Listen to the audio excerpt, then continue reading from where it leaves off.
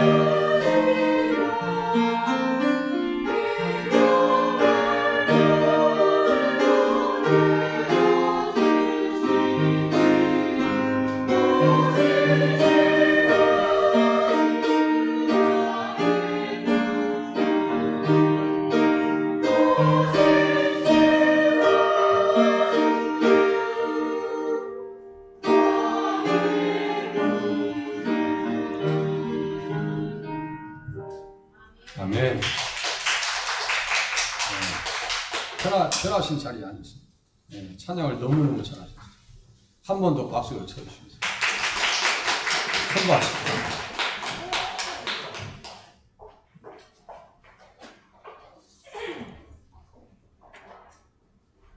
나중에 권사님들하고 우리 성가대 반주 쌤이랑 상의해가지고 날 잡으셔서 맛있는 거 이렇게 드실 수 있도록 해주세요. 맛있는 거 드실 수 있도록 권사님 상의하셨습니다. 말씀의 제목은 주부에 있는 대로 혈과 육으로 성육신하신 이유. 누가요? 예수님께서. 예수님께서 왜 혈과 육을 지니셨는가 이렇게 써 있어요. 이제 내용이 딱 떨어집니다. 첫 번째 보니까 마귀를 멸하시려고, 놓아주시려고, 붙들어 주시려고, 성량하시려고 이렇게 딱 떨어져요. 내용이. 이 말씀을 가지고 성경 전체로 들어가고 성경 전체에서 이 말씀을 조명하는 거예요. 그렇게 하면요 예수님 안에서 내용들이 다 열립니다. 창이 하나하나 열리듯이. 그렇게 해서 성경을 보지 않냐면 예수님 중심으로 보지 않냐면 성경이 또 잘 몰라져요. 그러니까 내용을 잃어버리죠.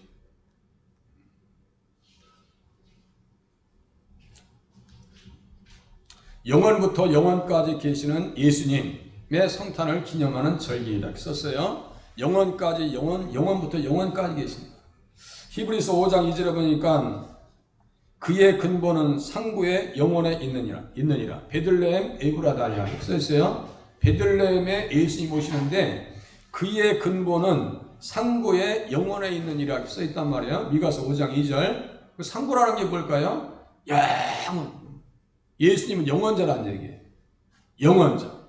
또 히브리서 13장 7절 8절에 보니까 예수 그리스도는 어제나 오늘이나 영원토록 동일하시니라. 13장 8절에요. 그러니까 예수님은 영원자시구나. 영원자 되시는 예수님의 성탄을 기념하는 절기가 바로 12월 달이에요. 성탄절 절기 아니에요? 성자 하나님께서, 그래서 하나님이셔요. 예수님은 성자 하나님께서 사람의 모양인 혈과 육을 입으신 것을 성육신하셨다라고 얘기합니다. 성육신하셨다. 구약과 모세오경 시편 선지자들의 기록과 예언에 따라서 예수님께서 정하신 때에 여자의 후손으로 오셨습니다. 그죠? 여자의 후손. 창세기 3장 15절 여자의 후손이 뱀의 머리를 상하게 할 것이다. 그 여자가 누구예요? 마리아잖아요. 그런 부분들을 신약성경에 다 이렇게 연결해서 보는 거예요. 예. 요한복음 5장에 보니까 구약 성경은 내게 대하여 증언한 것이라. 요한복음 5장 39절. 그러니까 구약 성경 어느 곳을 펼치더라도 예수님이 등장해야 된다는 거예요. 엘리야가 나올 때 엘리야는 조연이고 그곳의 주연은 누구예요? 예수님이다. 아브라함이 등장할 때도 아브라함은 조연이고 예수님이 주연이라고요. 아브라함이 왜 그 현장에 가나안의 현장에 등장하고 있어요? 예수님 때문에 가나안 땅 현장에 등장하고 있는 그 사람은 세례 요한과 같이 들러리와 같은 조연의 역할을 하고 있는 거예요. 그곳에 아브라함이 주인공이 아니에요. 예수님이 주인공이죠. 그래서 믿음으로 아브라함은 이런 표현이 있는 거예요. 믿음으로 아브라함은 믿음이 있으니까 아브라함에게 믿음이 있으니까 갈대 우르를 포기하고 가나안 땅에 와서 장막에 사는 그런 결단력이 있었다니까요. 그래서 누가복음 24장 44절 우리가 구약을 예수님 중심으로 이해하는 데 있어서 핵심 구절들이 바로 이런 말씀들입니다.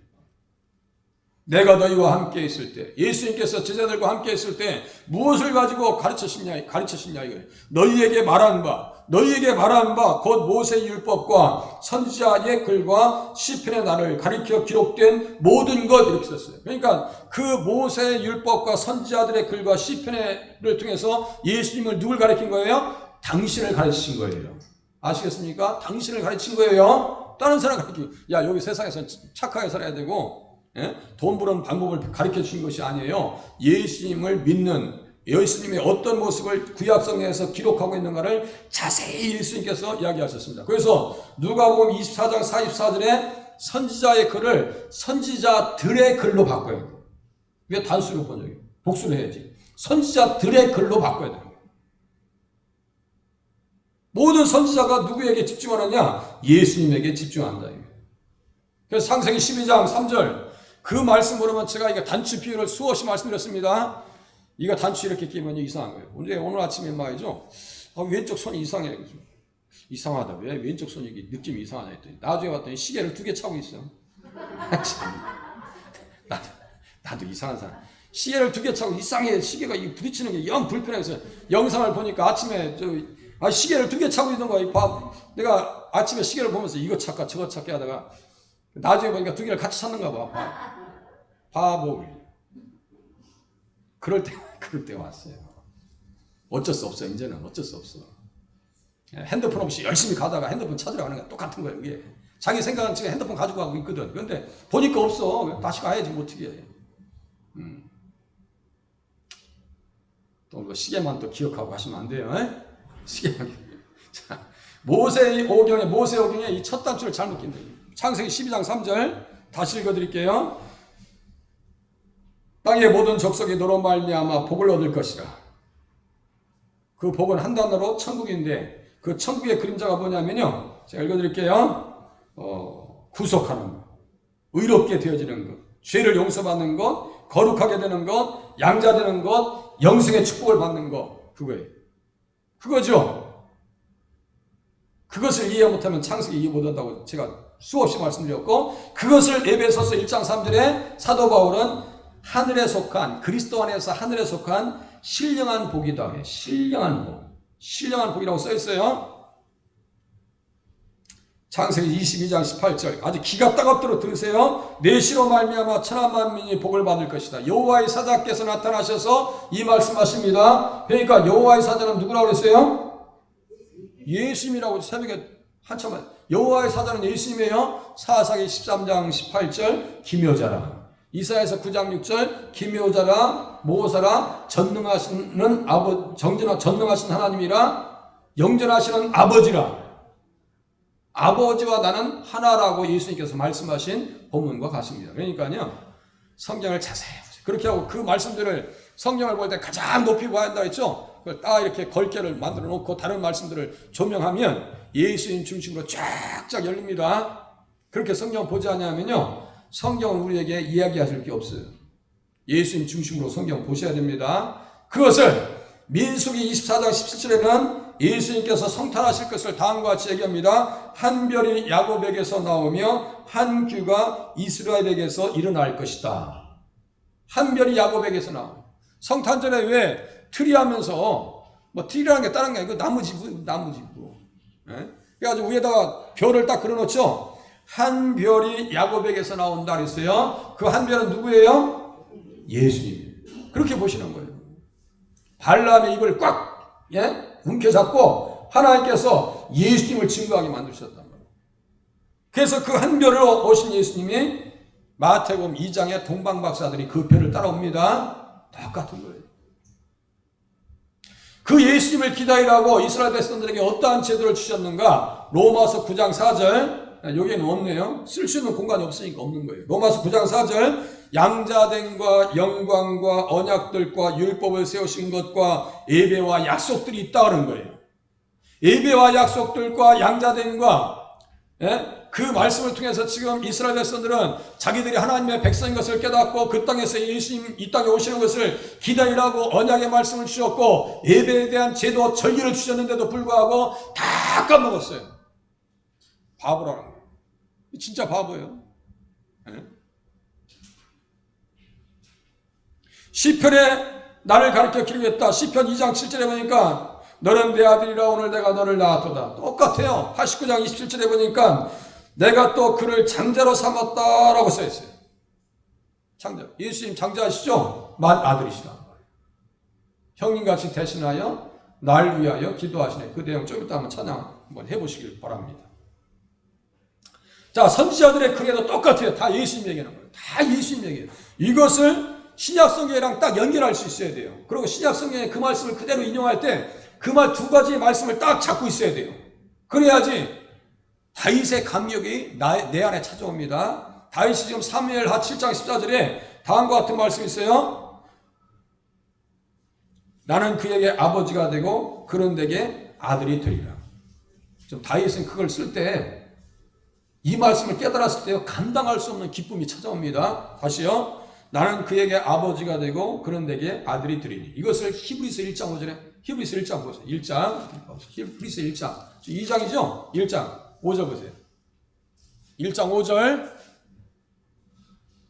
자, 5절 같이 읽겠습니다. 시작.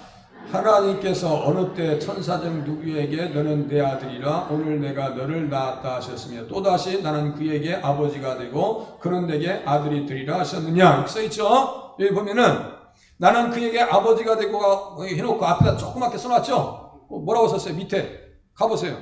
니은자 써놨네요. 사무엘하 7장 몇 절이에요? 14절이죠. 그 말씀을 딱 두 가지를 딱 붙잡고 있어야 되는 거예요. 그러면 보세요. 야, 사무엘이 그 말씀을 다윗에게 나단 선지가 준 말씀을 사무엘이 정확하게 캐치합니다. 이게 너무 중요하거든. 그러니까 그 말씀을 딱 해서 사무엘하 7장 14절에 기록해 놓는 거예요. 그 말씀을 다윗이 받고 말이죠. 아유, 나 너무너무 행복합니다. 예수님, 나 너무너무 행복해요.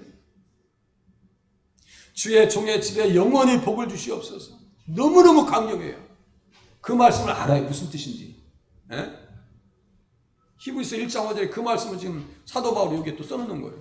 바로 위에도 시편 2장 7절의 말씀이에요. 그러니까 그러니까 다윗이 신앙생활을 대충 하겠어요? 아니면은 열심히 하겠어요? 생각해 보세요. 주의 전을 사모하는 열심이 나를 삼키리라고 하시는 말씀 있죠? 주의 전을 향한 열심이 나를 삼키리라. 자기 인생 전체를 하나님을 향한 열심 때문에요. 하나님 앞에 모든 것을 다 바칩니다. 맞아요? 틀려요? 그렇게 했죠? 우리들도 그런 열정을 갖고 싶죠? 그 열정이 전달되니까 우리 정우옥 집사님께서 새벽에 나오신다니까. 모자 쓰시고 나오시고 중절모 너무 잘 어울리시고 우리 이준사 집사님도 가까이 오시면 새벽에 오실 건데 내가 안타까워. 새벽에 오시니까 제가 너무너무 이쁘다 그런 거야. 응?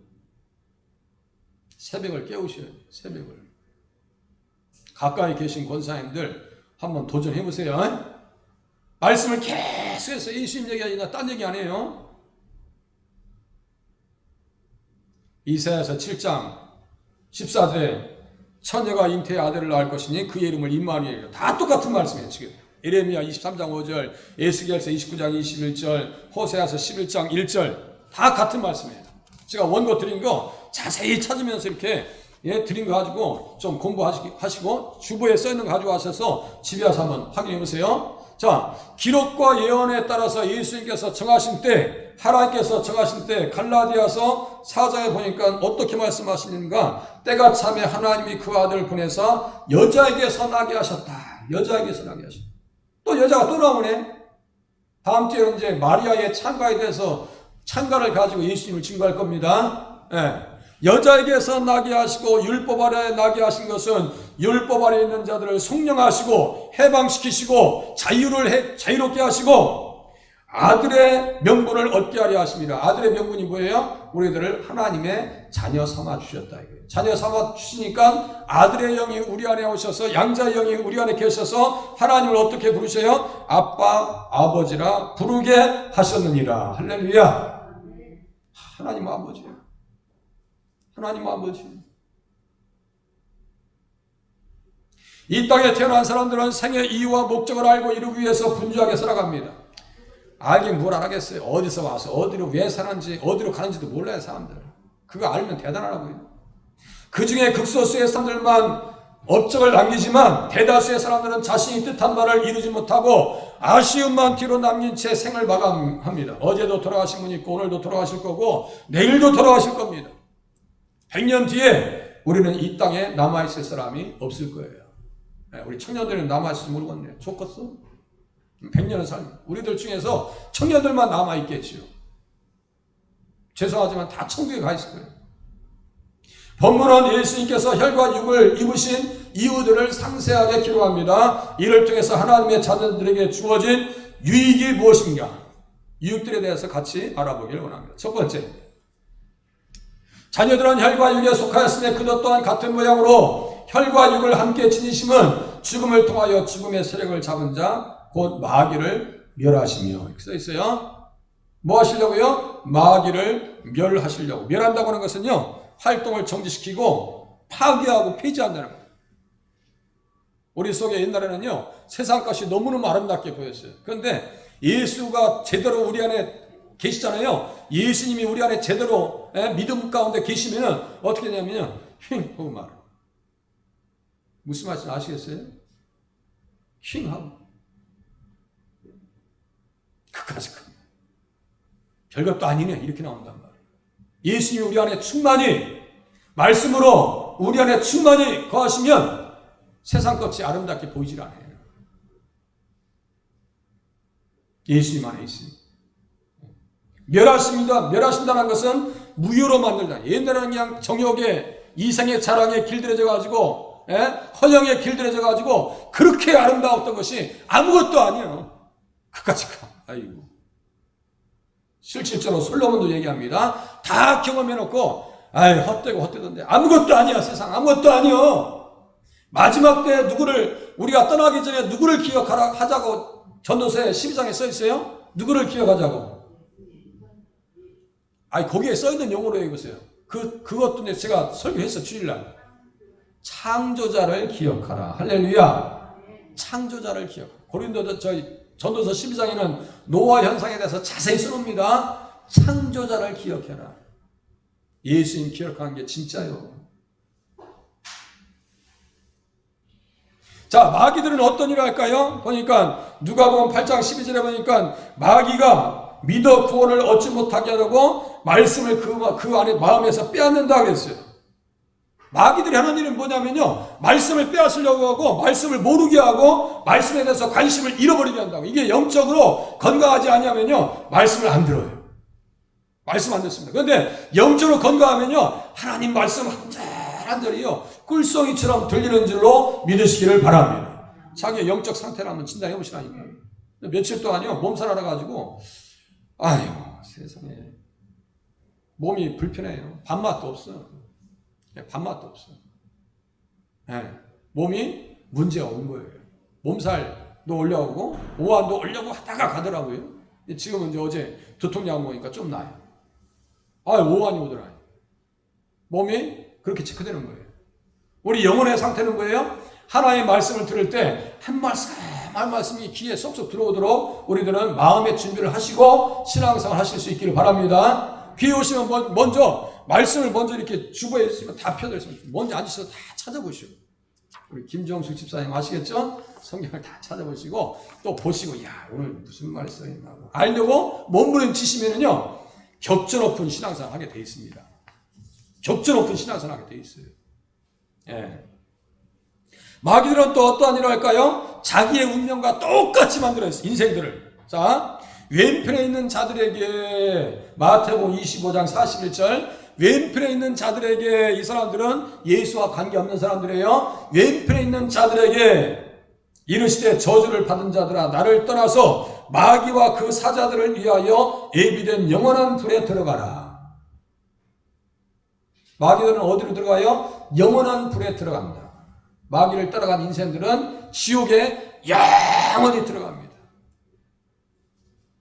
자, 본문의 자녀들이란 그래서 혈과 육에 속한 모든 인류도 혈통적인 이스라엘 백성들도 말하는 것이 아니고 하나님의 백성들 전체를 말합니다. 예수 믿는 사람들 얘기하는 거예요. 자녀들은 누구까지 포함되는 거예요? 이 안에? 나까지 포함돼요. 자녀들은 그러니까 이 말씀은 지금 나에 대한 말씀이라니까요. 자녀들은 혈과 육에 속한 모든 자녀들, 믿는 자녀들, 이들에게 혈과 육으로 성탄하신 예수님은 최고의 선물들을 가지고 이 땅에 오셨습니다. 최고의 선물을 가지고 이 땅에 오셨습니다. 예수님이 최고의 선물, 지상 최고의 선물인데 예수 믿으면 뭐가 따라와요? 의, 구원, 성령이 따라옵니다. 그래서 성령을 선물로 얘기합니다. 성령의 선물을 받으리라. 사도행전 2장 38절에 성령의 선물, 에베소서 2장 8절에 보니까 믿음으로 말미암아 구원을 받았으니 이것은 너희에게서 난 것이 아니요 하나님의 선물이라.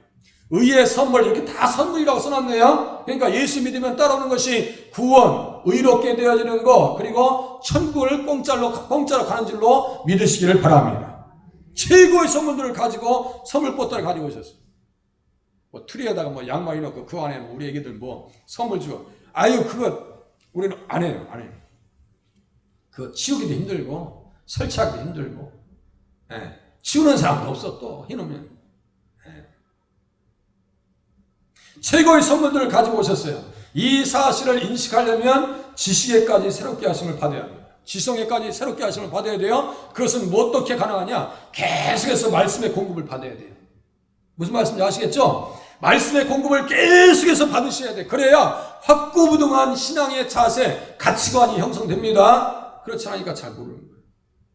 골로새서 3장 10절에 보니까 새 사람을 입었으니 새 사람 되었는데 이는 자기를 창조하신 이의 형상, 자기를 창조하신 이의 형상이니까 누구예요? 예수님이에요. 예수님을 따라서 지식에까지 새롭게 하심을 입은 자니라. 지성이 바뀌어야 돼요. 지성이 바뀌어야 돼요. 하나님을 아는 지성으로 바뀌어야 돼요.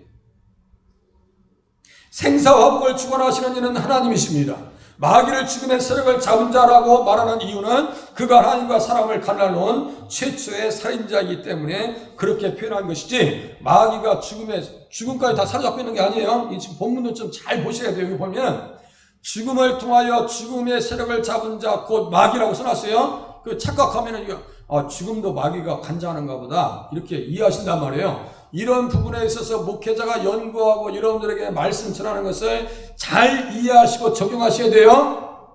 이 뜻은 무슨 뜻이라고요? 마귀는 최초의 살인자로서 하나님과 아담을 갈라놓아서 영적 살해를 가해놓았고, 또 결국은 육을 흙으로 만들어서 죽게 만드는 그 장본인을 이렇게 표현하고 있는 거예요. 아시겠죠?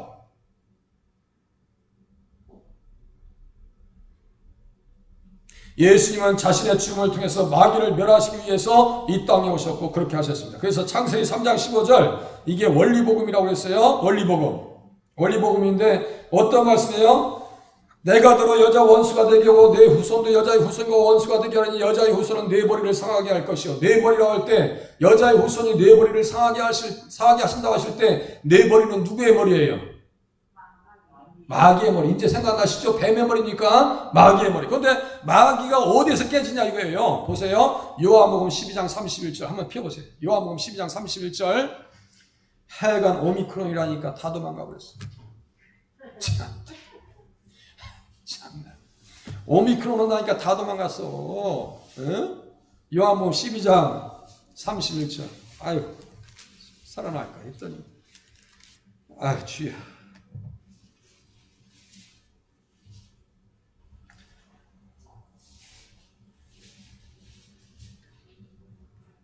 자, 31절에 보니까 마귀를 어떻게 표현했는지 들어보세요. 마귀를 어떻게 표현했어요? 거기에 우리 이제는 한 사람 거기 12장 31절에 마귀를 뭐라고 써놨어요? 세상의 임금. 할렐루야. 그 임금을 에베소서 2장 2절에 보니까 공중 권세 잡은 자, 이거 똑같아요. 공중 권세 잡은 자. 지금 불순종의 아들들 가운데 역사하는 영, 다 그놈이란 말이에요. 그러니까 단어는 달라도 의미는 같아요. 뱀의 머리, 세상의 뭐예요? 임금, 같은 말이에요. 그런데 세상 임금이 언제 떠난다 했어요? 내가 땅에서 들리면, 32절, 내가 땅에서 들리면 이렇게 써있죠? 내가 땅에서 들린다는 것은 무슨 뜻이에요? 십자가예요, 십자가. 이제는 이제 아시지? 아이고, 감사해요. 내가 땅에서 들리면 머리통이 깨져나가고 모든 사람을 내게로 이끌겠느라. 여기 모든 사람들을 여기 이제 돌리세요. 이제 모든 사람들을 오늘 본문에서 그 모든 사람들을 제가 아까 써놨어요. 금방 안 뜨네. 히브리서 2장 14절에 보니까 그 모든 사람들을 여기에다 어떻게 써놓은 것 같아요? 자, 히브리서 2장 14절 안에 답이 있어요. 모든 사람들을 어떻게 써놨어요?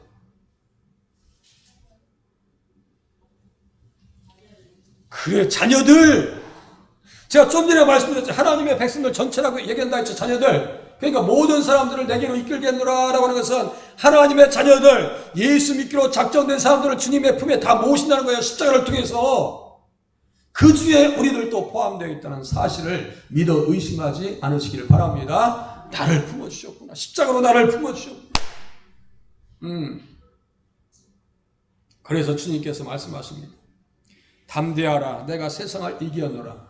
세상 임금, 세상을 이겨노라 할 때 세상을 얘기하는 것은 온 세상은 악한 자에 처하였다고 요한일서 5장 끝에쯤 써 있어요. 그러니까 다 이렇게 네트워크 연결이 있단 말이에요. 다 성경들이 완벽하게 다 네트워크 연결되어 있어요. 예수님 안에서. 예, 완벽하게 연결되어 있어요.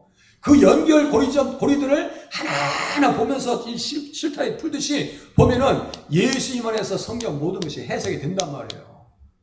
그 눈치를 좀 채시길 바랍니다.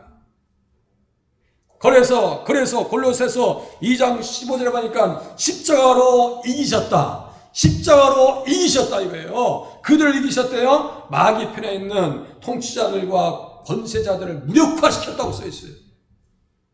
그 말씀입니다. 마귀를 멸하시기 위해서 이 땅에 오셨구나. 할렐루야. 예수님이 왜 오셨어요? 두 번째. 죄의 종들을 해방시키기 위해서, 또 죽기를 무수함으로 한평생 내어 종로로 타는 모든 자들을 놓아 주려 하심이라. 종로로 타는, 종이니까 뭐예요? 이게 사로잡혔을 거 아니에요? 제가 어제 로빈슨 크루스인가 잠깐 영화 앞에만 보고 말았어요. 보다 말았는데 다 볼 일도 없겠지만 그 섬에 딱 갇히니까 식인종이 나타나가지고 한 사람을 길들이는데 이게 다 이렇게 매너 철장으로 이렇게 발을 노예들 만들어서 다 채워놔. 그게 종이에요.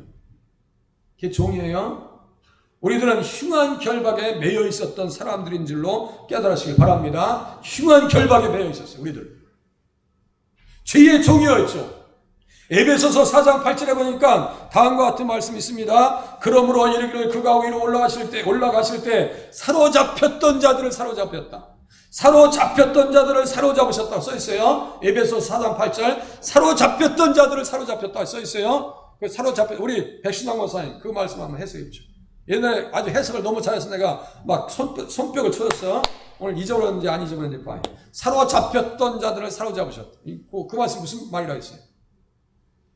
예? 까먹었어? 아유. 저녁 기대에 항상 나오시거든. 그래가지고 그 얘기를 하라니까 막 답을 딱 맞추는 거여서 이야 우리 백신남 목사님 대단하시다 했더니 홀랑 까먹었대. 그럼 우리 똑똑하신 우리 맨 앞에 앉아 계시니까 김승미 원사님께서 한번 얘기해 주세요. 사로잡혔던 자들을 사로잡으셨다. 눈만 깜빡대지 마시고 빨리 얘기하시래. 그거 봐요. 죄에 사로잡히고 마귀에 사로잡혔던 자들을 주님께서 그 흉한 결박을 완전히 마귀를 멸하셔서 깨놓으셔서 다시 되찾아 주셨다는 얘기예요. 마치 아브라함이 조카 롯이 사로잡혔을 때 사로잡아 온 것처럼. 아시겠죠? 조카 롯이 그 왕들에게 사로잡히 갔잖아요. 그러니까 다시 사로잡아 318명을 들어와 사로잡은 것처럼 우리 예수님께서 흉한 결박에 사로잡혀 있는 인생들을 마귀에게 속해 있던 사람들을 다시 깨버리고 다시 찾아오셨다고요. 그것이 누가복음 11장이에요. 시편 68장. 그렇게 하고 사로잡으시고 선물을 주셨대. 그 선물이 뭐냐면 성령입니다. 할렐루야. 성령이요. 네? 시편 68장. 그렇게 하고 누가복음 11장 20절. 펴보세요. 누가복음 11장 20절. 제가 계속해서 아주 핵심적인 성경 구절만 가지고 설교합니다. 누가복음 11장 20절. 그 말이 그 말이란 말이에요. 11장. 그러니 한두 번 설교 듣고 어떻게 알아요? 목회자를 어떻게 평가해요? 나는 이해가 안 돼요. 교회에서 목회자를 모실 때 한두 번 설교 듣고 다 평가하려고. 제가 볼 때는요. 새벽부터 수요예배, 저녁 예배까지 다 해가지고 2달은 설교 시켜야 돼. 그래야 그 본색이 다 나오지. 제가 볼 때 6개월은 테스트 해야 돼. 6개월은. 한두 번 설교 듣고 이 교회가 좋다. 그런 얘기 하지 마시라고. 그게 되질 않아요.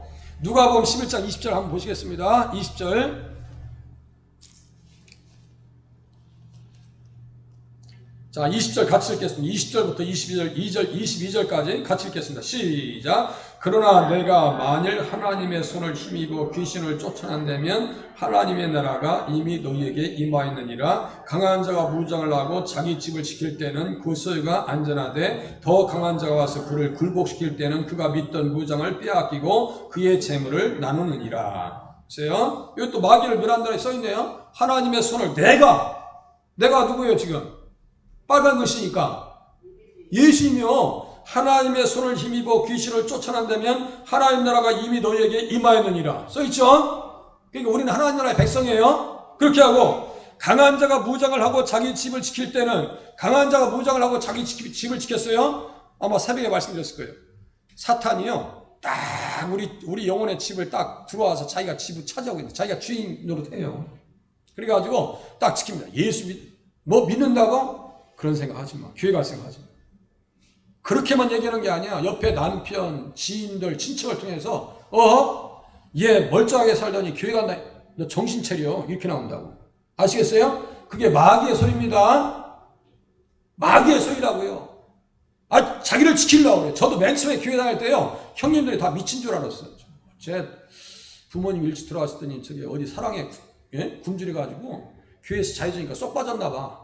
우리 형님들이 그랬다고. 제사날 날 찾으러 오셨었어요. 우리 형님 계시잖아요. 나 미친 줄 알았다고. 미친 줄 알았다고. 그런데 제가 그런 말씀들을 참고해서 형님들 말씀이 맞습니다 하고 내가 갔으면 이 자리에 서 있을 일이 없어. 그죠?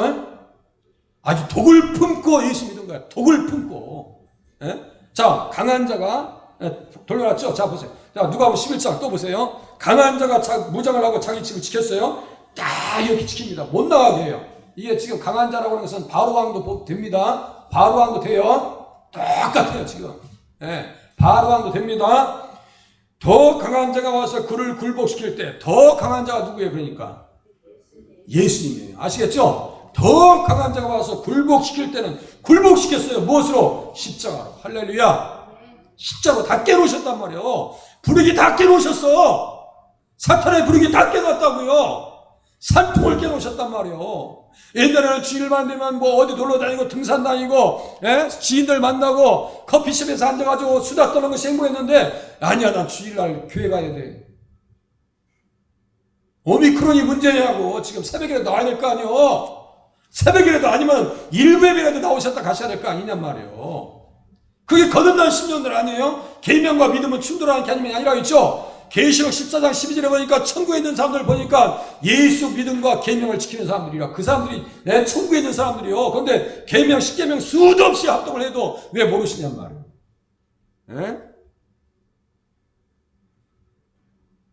백날 김 목사 떠들어도 안 되는가 봐. 어떻게 할까요? 결단을 내리셔야 될 거 아니냐고.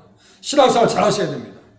자, 죄의 싹은 사망입니다. 삭시라고 하는 것은 원인 이유의 결과로 만들어진 것을 의미합니다. 아담이 마귀의 미혹으로 죄에 들어가 죽음이 들어왔습니다. 이 아담의 타락한 죄를 원죄라고 합니다. 그 아담의 피를 타고난 사람들은 다 죄를 가지고 태어나요. 우리 하은이도 죄송하지만 죄인이고, 우리 은채도 민채도 죄인이고, 우리 하연이도 죄인이야.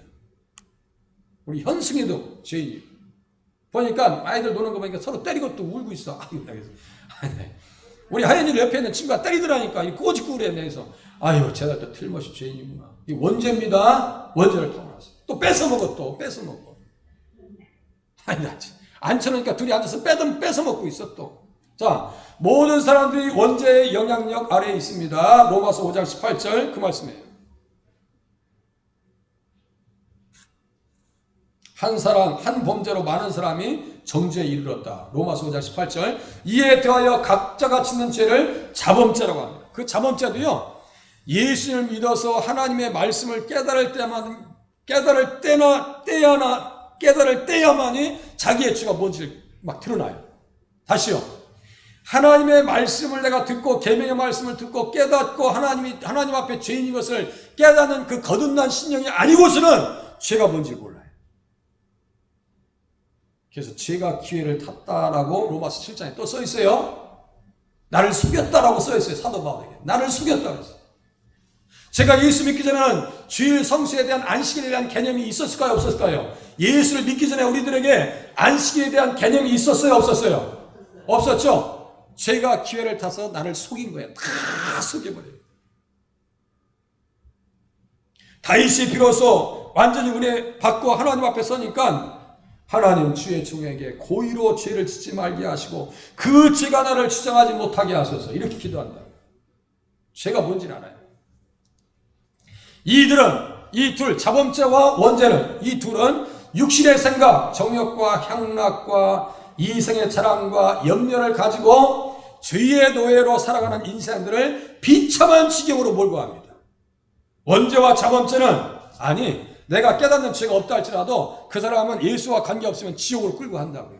반드시 지옥으로 끌려갑니다. 지옥으로 끌려갑니다. 죄송하지만 지옥으로 끌려갑니다. 정욕에 향락에 우리도 전에는 그래서 디도서에 보니까 3장 3절에 우리도 전에는 하면 사도 바울이 얘기합니다. 우리도 전에는 어리석은 자요 순종하지 아니한 자요 속은 자요 죄에 대해 속았죠. 홀랑 속았지. 속은 자요 여러 가지 정욕과 행락의 종로를 타는 자요 악독과 투기를 일삼은 자요 가증한 자요 피차 미워한 자였다라고 써있어요. 여기 보니까 행락의 종로로 탄 자였다. 디도서 3장 3절에 보니까 행락이라는 게 뭐냐면요 쾌락. 그 쾌락은 여러 가지 방법으로 나타납니다. 네. 참, 할 얘기 많아요. 이제 빨리 절제해야죠. 네. 그렇게 해서 창세기 7장에 보니까 노아의 홍수를 통해서 그 육체로 전락한 사람들이 다 죽임을 당하죠. 그 멸망당할 때까지 깨닫지 못해요. 베드로후서 3장 10절에 보니까 하늘도 그 동일한 말씀으로 그날에 하늘이 큰 소리로 떠나고 물질이 뜨거운 불에 풀어지고 땅과 그 중에 있는 모든 일이 드러나리로다. 어떻게 죽을 것이라고요? 소돔과 고모라 백성들처럼. 그리고 엘리야를 대적했던 102명의 50부장 불로 태워진 것처럼 나답과 아비야가 불로 멸망한 것처럼 이렇게 다 들어와요. 뭐 250개의 그 향로를 가지고 있다가 하루아침에 불타 죽은 사람들 있죠? 그게 다 불이요. 마지막 때는 예수와 관계없는 사람들은 어떻게 한다고요? 불로 멸망시킨다고 성경에 기록하고 있는데 다만 지금 빨리 심판이 오지 않는 이유, 심판이 금방 오지 않는 이유 그건 뭐예요? 회개할 기회를 하나님께서 주시는 겁니다. 무슨 말씀인지 아시겠죠? 회개하지 아니하고 아무도 멸망치 아니하고 잘 들으세요. 오래 참으사 아무도 멸망하지 아니하고 다 회개하기에 이르기를 하나님께서 원하십니다. 그 회개도 좀 이따 나옵니다. 어떤 사람이 회개할 수 있는가. 그렇게 해서 이 사람들을 원죄와 자범죄가 예수님 안에서 해결받지 아니하면 다시요. 원죄와 자범죄가 예수님 안에서 해결받지 아니하면 둘째 사망의 해를 받게 된다. 둘째 사망이 뭐예요? 지옥이에요. 지옥. 아시겠죠? 지옥입니다. 영원한 지옥이에요. 참담한 죄의 결과에서 벗어날 수 있도록 도우신 분이 바로 혈과 육으로 성육신하신 예수님이신 것을 깨달으시길 바랍니다. 그래서 계시록 1장 5절에 보니까 그의 피로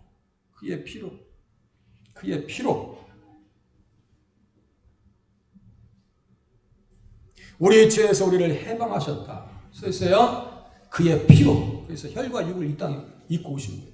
성탄의 의미를 조금씩 이해되시죠? 왜 이 땅에 성육신하시고 오셨는가? 자, 혈과 육으로 성육신하신 이유 아브라함의 자손을 붙들어 주리 하심이라 써있어요. 이는 확실히 천사들을 붙들어 주리 하심이요 오직 아브라함의 자손을 붙들어 주리 하심이라 그랬어요. 천사들의 운명은 고정되어 있습니다. 천사들은 영적 피조물이기 때문에 이 운명을 바꿀 수가 없어요. 바꿀 수가 없어요. 그래서 천사들 중에는 범죄한 천사들이 있고 택하심을 받은 천사들이 있어요. 유기된 천사들이 있고 택하심을 받은 천사들이 있어요. 저기 버림받은 천사들을 마귀의 사자들이다 이렇게 표현도 해요. 마귀의 사자. 그놈들이 어디 가요? 군대 귀신이 돼가지고 사람 무덤 써 있는 사람들에게 들어가지고 내 이름이 뭐냐 하니까 군대인데 군대가 몇 개 들어가 있다는 얘기예요? 최소 6,200개의 귀신이 그 안에 들어갔으니 다스려지겠어요? 안 다스려지겠어요? 아이고 6,200개. 육신을 가진 사람들에게만 믿음의 기회, 회개의 기회가 주어져서 누가 어떤 자녀가 될 수 있느냐? 아브라함의 자손이 될 수 있는 줄로 깨달으시길 바랍니다. 육신을 입고 있는 동안에만 회개가 가능해요. 므낫세도 그랬고 다 똑같아요. 예? 바울도 육신이 있을 동안 회개했죠. 만약 바울이 회개하기 전에 죽었다 그러면 천국 갔겠어요? 지옥 갔겠어요? 지옥이죠. 근데 육신이 있는 동안에 하나님 앞에 나올 수 있는 기회가 주어지더라 이거예요. 그래서 아브라함의 자손 되는 것은 믿음과 회개를 통해서 이루어집니다. 그 실질적으로 그렇게 되어진 사람이 누구예요? 누가복음 19장에 보니까 누가 나타나느냐 했더니 삭개오. 키 작은 삭개오. 예. 삭개오를 만났을 때 주님께서 주님을 만나고 싶어 삭개오가 있었어요. 그러니까 일로 와라. 그러니까 급히 내려와서 즐거워하며 예수님을 영접했다. 그죠? 영접했어요. 그렇게 하고 말합니다. 무사람들이 보고 수근거립니다. 야, 저 죄인 아니야 저거? 그런데 죄인의 집에 유하러 들어가서 예수님께서 막 욕합니다. 그때 삭개오가 서서 주께 여짜옵니다. 주여 보시옵소서. 내 소유의 절반을 가난한 자들에게 주겠사옵니다. 만일 누구의 것을 속여 빼앗은 일이 있으면 내 갑절이나 갚겠나이다. 이거 뭐예요? 회개입니다. 그죠? 회개예요. 여리고에 예수님께서 찾아가십니다. 여리고성에 이방인 중에서 예수님 영접한 사람이 구약에 누구예요? 여리고성에. 생각 안 나셔요? 라합도 예수님을 영접했어요, 안 했어요? 하니까 라합이 예수님의 조상이 되지요. 에? 살몬이랑 이렇게 눈이 맞아가지고 둘이 결혼한 거야. 야, 여리고성에 또 찾아갔어요. 이거 이방인 지역 아니에요? 예수님께서 가시니까 누가 회개하고 나와요? 삭개오가 회개하고 나와서 주님을 영접하니까 어떻게 했어요? 예수님께서 하시는 말씀, 이 사람도 아브라함의 자손입니다. 할렐루야. 예수 믿으면 누가 된다고요? 아브라함의 자손이 된다. 그러면 아브라함의 자손을 되면은 어떻게, 여기 써있죠? 아브라함의 자손을 붙들어 주려고 이 땅에 예수님께서 오셨다. 할렐루야. 그럼 우리를 붙들어 주시나요? 안 붙들어 주시나요? 그 아브라함을 붙들어 주신 거 그 방법을 보면 우리들도 붙들어 주신다고 하는 믿음을 가지셔야 돼요. 그래서 창세기 12장 7절에 17절에 보니까 바로왕이 사라가 너무 이쁘니까요. 이리 와 좀 이리 데리고 와봐. 어떻게 해보려고 하는데 하나님께서 너 그 여자한테 건드렸다는데 그냥 안 놔. 다 죽여버릴 거야. 너 그 건드리기만 해. 여호와께서 아브라함의 아내 사라 일로 바로와 그 집에 큰 재앙을 내리셨어요. 하나님께서 붙들어 주셨죠? 또 보세요. 또 어떤 글이 있을까요? 창세기 20장 3절에 보니까 아비멜렉이 있어. 아비멜렉 보니까 너무너무 또 사라가 이뻐. 그러니까 어떻게 좀 해보려고 집에 들어갔는데 하나님께서 뭐라고 하세요? 너 그 사람에게 손대면 내게 속한 자가 다 반드시 죽을 줄 알아. 다 죽여버릴 거예요. 그러니까 끔찍 못하고요. 아브라함에게 다 챙겨줬어요. 은도 치고 막 짐승도 쳐요. 그러니까 창세기 13장 2절에 보니까 아브라함에게 가축과 은과 금이 풍부하였더라. 누가 챙겨주셨어요? 하나님 챙겨주셨어요. 하나님께서 믿는 자들에게 그렇게 챙겨주실 줄로 믿으시기를 바랍니다. 자주에게 우리 종권사님한테도 아니 콧딱지를 금딱지를 만들어 주셨으니 얼마나 할렐루야. 콧딱지를 금딱지 만들어. 예수 잘 믿는 따님들은 다 지금 콧딱지를 금딱지 만들어 놓으셨어. 하나님께서 김동철에게도 금딱지 하나 주실 줄로 나는 믿고 있어요. 우리 다 금딱지 주실 거예요. 믿습니까? 절대로 예수 믿어서 잘못되게 하질 않으세요. 대대손손 하나님께서 세우십니다. 또 아브라함의 자손에게 하신 말씀이 있어요. 두려워하지 말라. 나의 의로운 오른손으로 너를 붙들어 주리라요. 똑같은 말씀. 하나님께서는 구속사를 위해서 택함받은 아브라함과 동행하셨고 위기의 때마다 지켜주셨습니다. 그리고 의와 구원 그리고 믿음은 마음과 입술의 고백을 통해서 이루어집니다. 자, 믿음도 입술의 고백을 통해서 이루어지는 거예요. 마음으로 믿고 입으로 시인하여 구원에 이른다. 마음으로 믿어서 의에 이르고 입으로 시인하여 구원에 이른다고 써있어요. 그대로예요. 아브라함의 자손이 되면 신분의 상승이 급격하게 이루어집니다. 죄의 종이었죠. 이제 의의 종이 됐어요. 그러면 어떤 사람이라고 써있어요? 계시록 1장 6절에 보니까 왕과 같은 제사장이다. 왕과 같은 제사장. 계시록 5장 10절에 보니까 그들이 땅에서 왕노로 탈 것이다. 그렇게 하고 계시록 21장 24절에 보니까 무슨 말씀이 있는가? 만국이 그 빛 가운데로 다니며 땅의 왕들이 자기 영광을 가지고 그리로 들어가리라. 땅의 왕들이 자기의 영광을 가지고 그리로 들어가리라. 땅의 왕들. 누구 얘기할까요? 예? 믿는 사람들 이제 착착 알아들으시죠? 땅의 왕들. 아브라함의 자손들 뿐이 아니라 예수 믿는 사람들은 다 왕이요. 예? 계시록에 아주 정확하게 써놨어요. 그러니까 좀 자신감 있게 사시라니까요. 나는 공주여 왕이요. 자, 마지막.